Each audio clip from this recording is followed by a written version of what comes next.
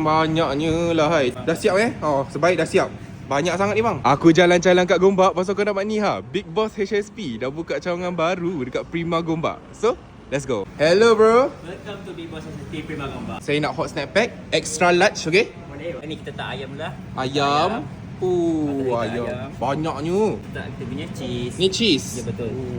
Memang normal ke portion ni? Ni untuk extra large. Extra large Extra large macam ni. Beef lah. Kita Sedapnya. kita punya signature apa? Garlic sauce lah. Garlic sauce Garlic sauce. Ni barbecue sauce. Barbecue sauce. Siapa suka smoky tu memang kita recommend untuk barbecue sauce lah. Banyaknya lah hai. Kita letak spicy red sauce kita. Apa ni? Spicy Spicy sauce. red sauce, yes. Mantap. Ini spicy red sauce. Ini dah siap? Dah siap bang. Dah siap Oh, sebaik dah siap. Banyak sangat ni bang. Okey, ini kita punya yang menu kita untuk bulan Ramadan lah. Apa ni? Kita panggil dia Big Boss HSP Power Rice. Power rice. Special Apa dia? lah. Apa dia tu? Chicken kita lah. Okey, Kita letak. letak dia. Sedapnya. Garlic sauce. Ya, betul. Ni homemade kita lah. Ui, ni pun favourite saya. Garlic sauce sampai tumpah Kita punya signature juga ni. Bagi pedas-pedas sikit lah. Betul.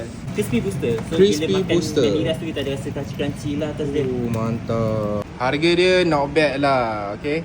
So korang boleh tengok lah kalau korang nak makan kat sini.